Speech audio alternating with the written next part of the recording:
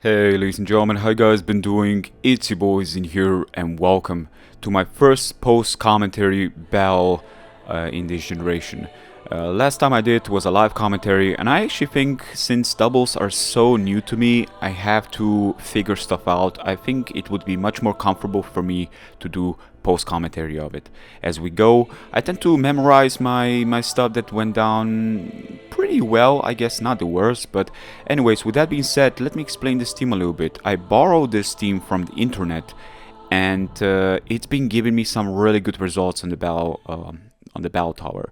Now I do have to mention this is no battle tower where you're going against an actual player called Marko, and looking at his team, it seems that we got sort of a draw when it comes down to raw strength, but at the same time I got the Domesticated there, but he's got that Butterfree. And if you guys are well aware of Butterfree and how Butterfree is so good in this generation, you will see. Anyways, here we go. Marko's little card was shown there. That was pretty cool.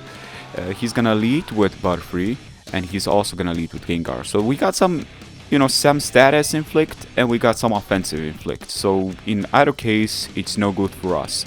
The Romanian could outspeed Butterfree, but I'm still sorta scared of the potential of having Focus Sash on it. Either way, one of these two Pokemon has to have a Focus Sash, since none of them is known for being a Pokemon to take a move or two. It can take one, but definitely not two if it's offensive pressured. Anyways, switching out to Corsola, there's no no actual species clause here, so we can definitely use it. Since the rules haven't been really truly established yet, thinking about it, and we got everything goes. It's a wild area here. It's crazy, and you're about to see something insane. Okay, now I should have been familiar with 5-star raids Butterfree, but he's gonna protect here, which was a very good move on his behalf. I wanted to switch out to my other Corsola to take any move he's got. I wasn't expecting him to attack my Durmanitan, but in either way I had to switch out since both of my Pokemon go to sleep. Now I forgot about this. When I switch out to Corsola, I didn't know that both are gonna go to sleep. I completely forgot about the brokenness that is, the OP that Butterfree is in this generation. And I have to figure this stuff out. Now for one, I can protect, but I'm already asleep, so that's really not gonna work out for me at all. And that is why sleep is so broken. Since you cannot protect, I'm just gonna be a Pokemon to take a move or two, but he does go for the Hex, and I was speechless. Did you just see that? That is insane. Corsola managed to take a Hex. Now I was pretty sure he wasn't expecting that since he was attacking my other Pokemon, but my ultimate is gonna activate me to go into another Pokemon since I got an ejection button, and I will be able to switch out back to my Durmanitan. Now since I see he doesn't have a Focus Sash on his Butterfree, and it seems that maybe his Gengar has it, in other way I will have to attack, and Corsola is pretty much a death fodder. I mean, yeah, I cannot preserve it much, I cannot switch out, I cannot take any unnecessary damage on the switch, and since it's 4-on-4, our switch's capabilities are quite limited. So I have to switch, and well, I have to switch my thoughts here. Basically, that's what I'm trying to say. Trying to figure out my English speech. Yeah, I suck. I haven't done this stuff in a while now, so I hope you guys can bear with me. But anyways, I'm gonna Dynamax my Durmanitan with the ability Gorilla Tactic. Is gonna make me so powerful with Choice Band. No messing around with this big fellow. So I'm gonna go for a Max Flare, and by gods, that is one dead Butterfree. Let me tell you, that is Choice Banded, and if you are in a big form, you, I believe, are still able to pick other moves, but your Choice Band is still intact somehow. I don't know how that one works, but the ability doesn't seem to be bothered by it either. So Parasong is gonna be a thing, so I guess he's a bulky set? I'm not too sure. I mean, I did outspeed him, which was definitely surprising, because I think I got Choice Banded on this and not Choice Carve. And you saw that the move was going first. Or maybe there was some speed that I didn't really calculate in this moment of time, since some moves do have some speed added to them.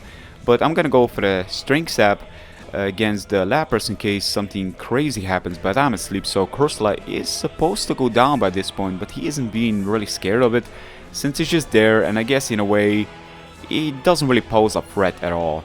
But at the same time, if I wake up and Ice Shard does hit me, it will take me down. But funnily enough, I did activate my Curse Body, which means Ice Shard is gone as well. So Max Flare again hitting the Lapras and nearly destroying it in one shot. That was insane, dude. What the hell? So much power. Dormanten is definitely not playing any games.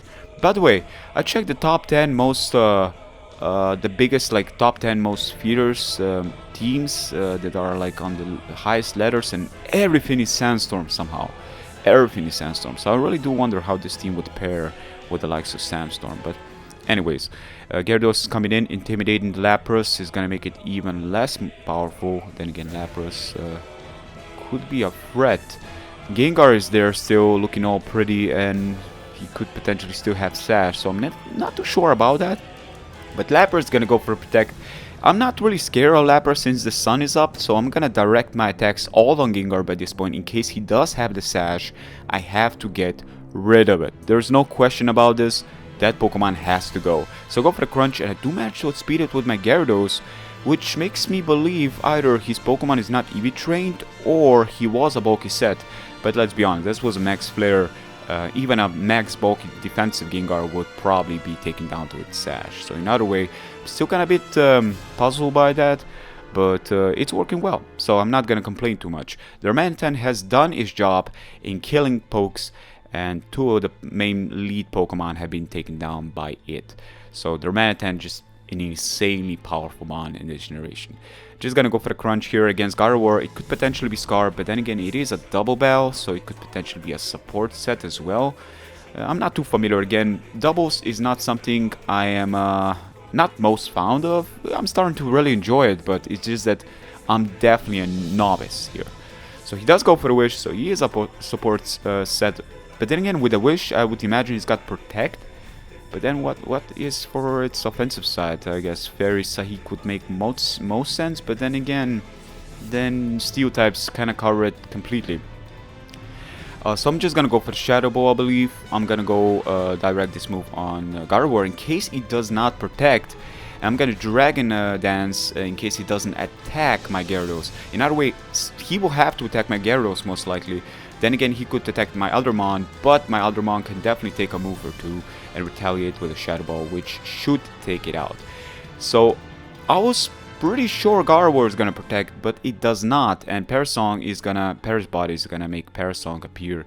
But at this point, it's really not gonna be that significant since it is a double bell, and yeah, Shadow Ball is gonna take it out. So I was really surprised. I was thinking the Gardevoir is gonna attack me, and that is why I Dragon Dance with Gyarados, because I was pretty sure in other way it's not gonna attack me since Corsola can Super Effect hit it and take it out. So Corsola was a bigger threat out of the two.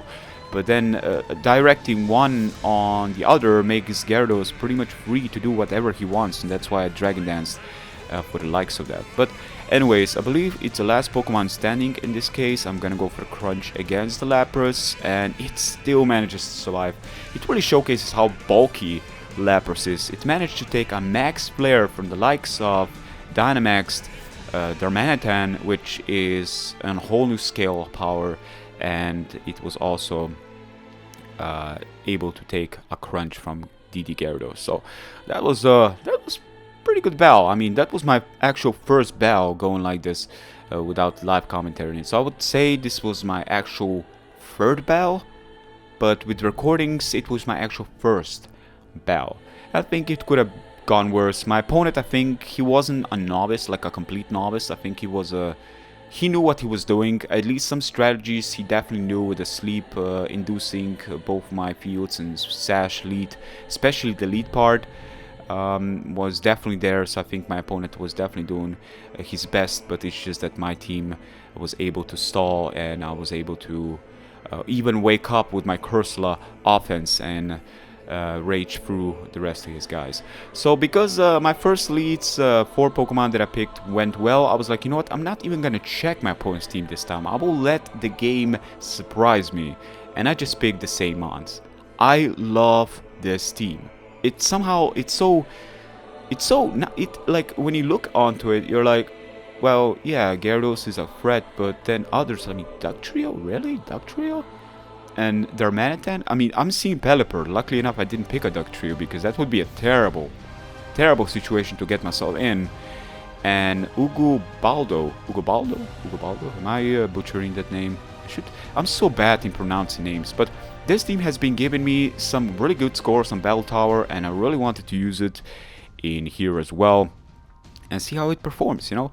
So we do have Carbonite, and we have Pelipper. Let me tell you, Carbonite is such a great design Pokemon. It just reminds me of Dragon Quest for some reason. And the Rain and Carbonite, both birds going in here full strength. I'm quite scared, not really, but I'm trying to do my best here to see how can I handle this. Carbonite is so bulky. It's just like a Skarmory, but with more HP. So I think it doesn't get... Does it get Roost? I'm not too sure if it gets Roost, but in other case, it is more powerful offensively. Then again, he is not, you know, he doesn't get Spikes or Stealth Rock, so it's not exactly Skarmory, but it definitely is up there as the likes of its typing and so forth. Anyways, I'm gonna go for the next player here. Rain is up, which is gonna make Carbonite take this. Now I have to keep in mind that even without the Rain, he would be able to take this, and that is a super effective move. That is insane. I was pleasantly surprised. Steel Wing does so much damage, it's ridiculous. And here we go. Here we go. Tailwind, Pelipper supporting its teammate, making it faster. I'm attacking Pelipper to get rid of this Rain because the Sun I want up and I don't want this Rain support. His team seems to be benefiting from the Rain a lot, and I definitely don't want this around. So my main focus is Carbonite is not that big of a threat. I mean, I got Gyarados here, and I got Intimidated on it.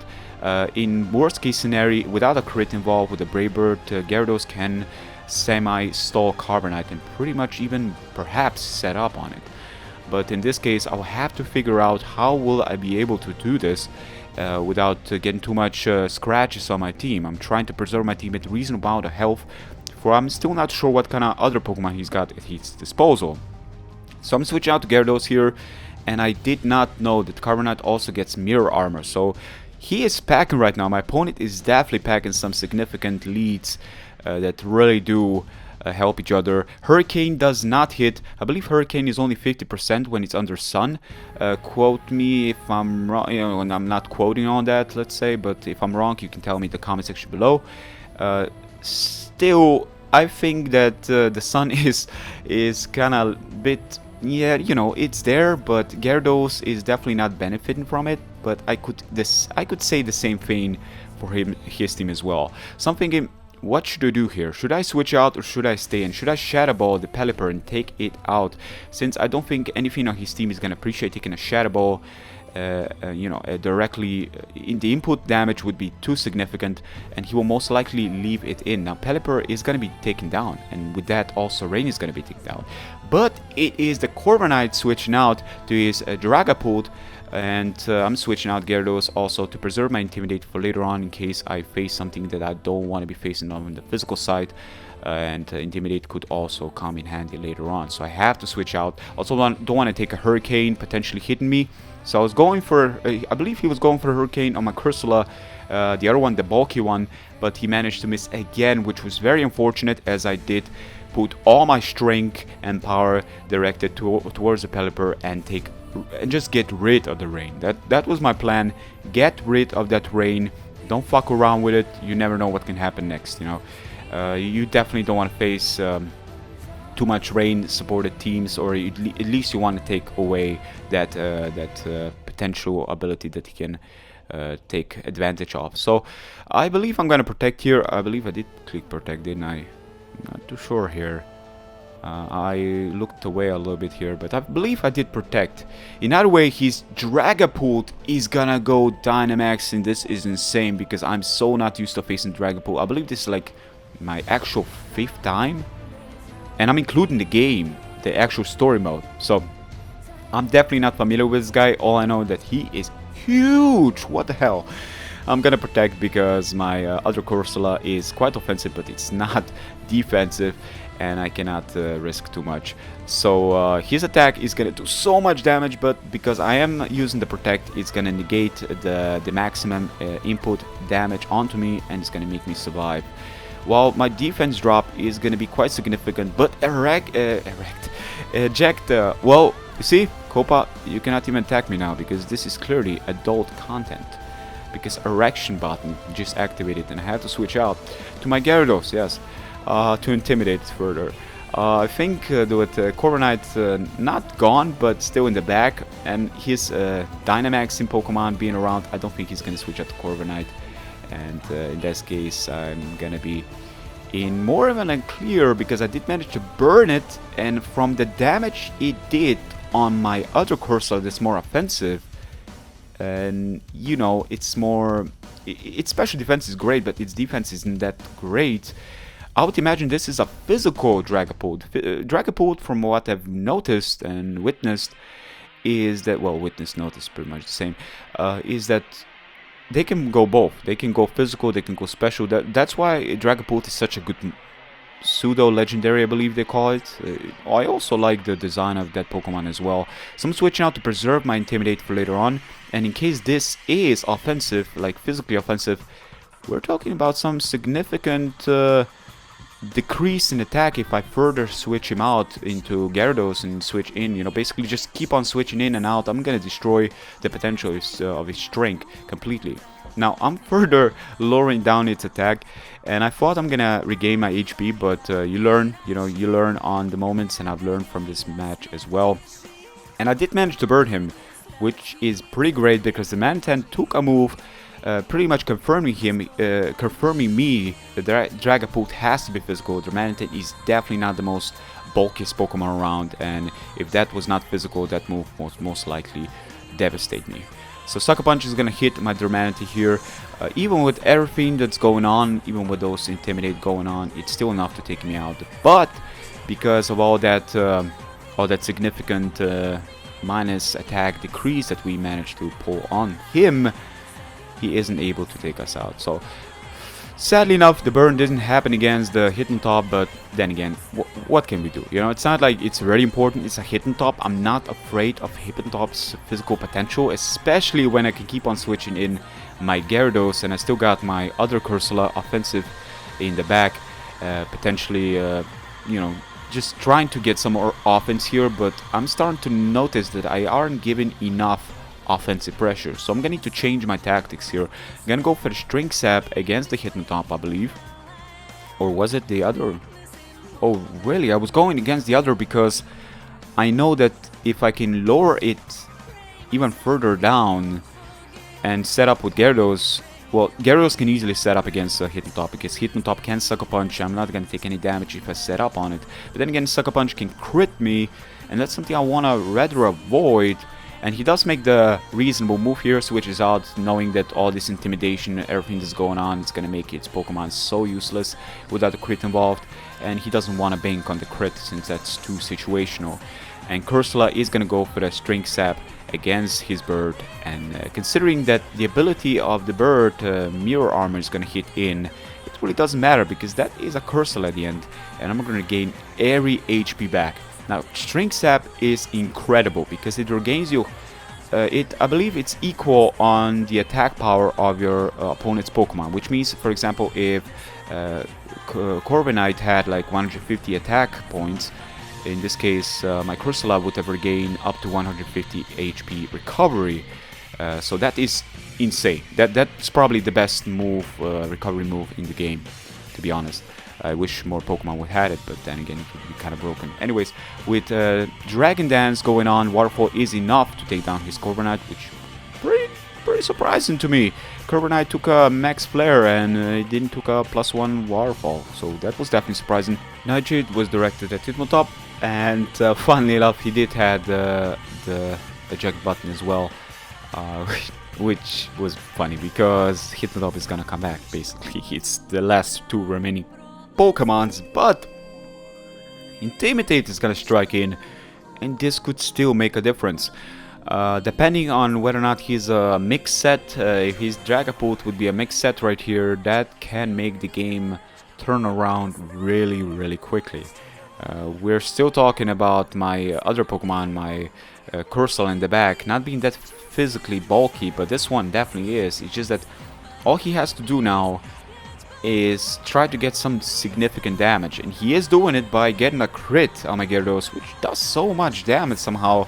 I mean, hit the top technician, I guess, but then again, didn't he have Intimidate?